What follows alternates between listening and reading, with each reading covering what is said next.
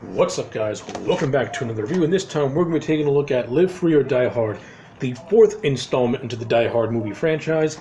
Now, as I said in my previous review, that, Die Hard with a Vengeance should have been the last Die Hard movie, and I stand by that claim, but at the same time, I actually really do like Live Free or Die Hard. I think Live Free or Die Hard is a great movie. This is it. This movie continues to divorce itself from the Christmas themes of Die Hard, which was in Die Hard's 1 and 2, and that nice little reference in Die Hard 3. This one has no references to Christmas whatsoever, as it takes place primarily on the 4th of July. Now, the whole concept of this movie is about cyber terrorism, and the villain of this movie is called Thomas Gabriel. And I actually don't mind Thomas Gabriel as a villain. He doesn't have the snarky charisma as the Goober brothers. He's not as cold or as menacing as Colonel Stewart, but I think he stands well on his own. I like Timothy O'Flynn as an actor, and I think he does a good job with Thomas Gabriel, giving him some personality, and actually tries to make him somewhat of a threat, being that he's the guy that pretty much hacked into the government and pretty much took over the government, pretty much tried to shut down the system. So I like how they try to make him a threat in a modern age, and I like how they mix the modern age with the traditional, John McClane's gonna do things his way type thing, which is great. As usual, Bruce Willis as John McClane is fantastic. He's great in this movie.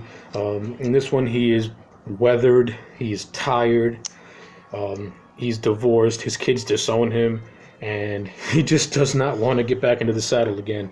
But he pretty much has to do it against his will, because they're after this kid named Matt Farrell, played by Justin Long, and I'm actually a Justin Long fan. I think Justin Long's a very, very underrated actor. I think he's actually pretty good. Can he be annoying sometimes? Yes, he can, but he still comes across as likable to me. And I like him as Matt Farrell. I actually do like the chemistry between him and McClane. This movie, of course, picking up the trope from Die Hard 3 and giving McClane a civilian partner. Now is Farrell as good as Zeus? No, he's not. But he's good in his own right. He's a kid, pretty much. This is the modern age now, so I like it. We also get Mary Elizabeth Winstead as Lucy McClane, or Lucy Gennaro, the daughter of John McClane, and I like Mary Elizabeth Winstead as an actress, and I think she does a pretty good job at being a female version of John McClane. She has that snarky attitude, that quick-wit mouth of hers, so I think she does a good job. And you got some other side characters that do pretty well for themselves too. This movie is competently made. I want to point out that I think Len Wiseman did a good job with his directing. Simon Dugan is the cinematographer, and he shoots the movie fairly decently. Actually, there's a lot of scenes where it's shot fairly well, actually.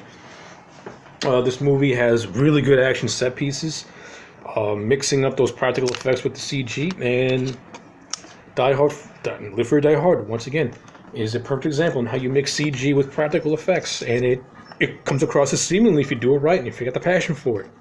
And you can clearly tell that the team behind Live Free or Die Hard had a passion for the material that they were making, and they actually wanted to make a good quality film.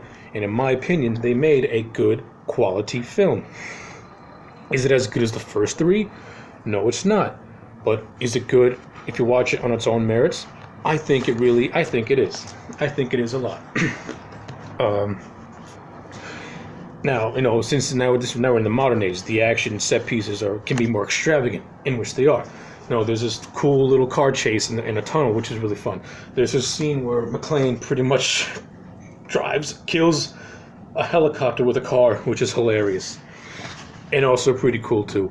Now, speaking of hilarious, this movie has a cameo from Kevin Smith, who plays a character called Warlock, and he's fucking hysterical in this movie. I love Kevin Smith. I'm a huge fan of his work. I like him as an actor, and as Warlock, he is hilarious. He has some really cool, funny lines. And So, yeah, I don't really want to talk about this movie all too much because I think people should give Live Free or Die Hard a chance if you haven't seen it in a long time. I think it's a very underrated Die Hard movie, and it kind of gets, I don't know, to me, it kind of gets overlooked because of the first three are so good. I think the fourth one is good too. Is it as good? No, it's not. Is it a bad movie? No, it's not. Is it a really good, entertaining movie? Yes, it is, which is why I'm going to give Live Free or Die Hard I'm going to give Live Free or Die Hard a solid...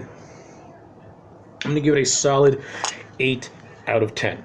And I'm only going to give it an 8 out of 10 because of the villain, Thomas Gabriel. Now, I know I gave praise earlier, but he's not as memorable as Colonel Stewart or the Goober Brothers. That's the only... And that's pretty much it. That's the only reason why. If Thomas Gabriel maybe had a little bit more beats to him, this thing could have been maybe close to a 9.